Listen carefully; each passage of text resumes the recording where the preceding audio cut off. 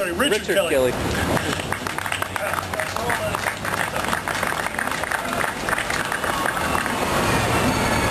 Thank you, John. Thank you, Pat Connor of the OEVA, for letting me speak. And thank you for putting on this great signature event year after year. Here we are at the aptly named Pioneer Square, watching a revolution unfold before us. I am Richard Kelly. I'm the A director, among many, at Plug-in America. I'm also the chair of the IT department. And Plug-in America is affectionately called PIA by our friends. We are called UGG, it's those guys again, by our enemies.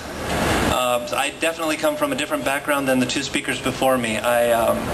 My wife and I came into this movement. I wanted an electric car. I got into this after the run-up to the war in Iraq. We went to a solar expo. We saw a strange vehicle parked on the expo floor. It was a red EV1. This was back in 2003. I asked the owner of that car, Doug Courthouse. You might know him from the movie Who Killed the Electric Car? He's the cranky old guy.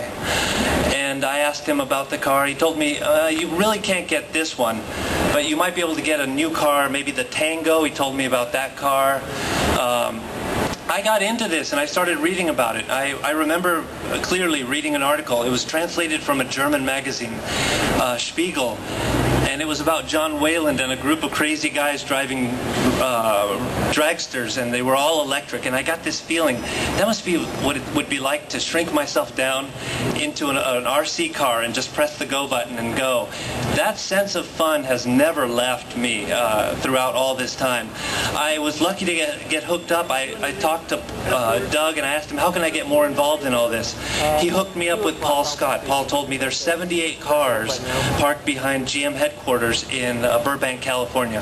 My wife and I, bless her, she and I, we stood in pouring rain, worst I've ever seen in California, and we stood vigil for those cars. And you all know this because it was all documented in the movie Who Killed the Electric Car. I and many others in our group, we came out of that movie. The movie galvanized us. The fact we grew out of a tangible need to keep these cars from getting crushed. You know that story. Now, what has changed? Well, it's amazing. Every year since I've been involved in this group, I thought, this is the year. This is the year cars will come back. This is the breakout year. This is it, though. 2010 sounds so futuristic. It really is the year. Google 2010 an electric car. You'll see it's the breakout year. The Leaf coming out. Such a significant event. We're not proponents of any one vehicle or manufacturer, but the turnaround that happened at Nissan is really noteworthy. And guess what? That happened with the help of some of your legislators and public servants here in Oregon. Charlie, who spoke before me, Ted Kulongoski, something happened to change Carlos Ghosn's mind and shift that whole company over to EVs. So we're getting a lot more respect from car makers than we ever have before. We've worked with Chevy, with Nissan, just recently met with Think. So that has changed dramatically. What we still see happening, however, is a lot of misinformation. We had our legislative analyst was speaking to an energy staffer, somebody who should know better. And that person told him, electric cars are dirtier than gas cars. They are going to make the grid go down. They are going to make everybody's rates go up, and it's not fair to other ratepayers. This kind of misinformation is, we're too small of a group to counter it effectively. We need groups like the EAA, the OEVA, everybody to keep monitoring this and stay vigilant. When somebody puts out bad information like this, it's easier to put out bad information than it is to squash it. So it's really important to squash it as early as possible.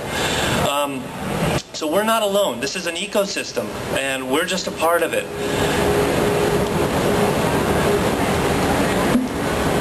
Another thing we have as an advantage is, even though we don't have as much lobbying money as oil companies and our other detractors, we're a grassroots effort. We have the advantage of a large army. In 2008, we started to see Tesla owners turn to us and say, how can I get more involved? Here was a person who bought a sports car. A Ferrari would not have made this change in them. But suddenly, and there go my notes, suddenly buying a Tesla was different. It turned a car driver into an advocate.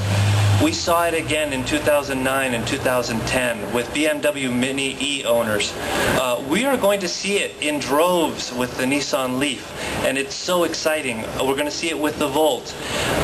Our army is growing, and the impact is hard to fathom. Some of the most productive members in our group right now, some that are working on a very interesting project. It's kind of like a Mac versus PC take on gasoline versus electric.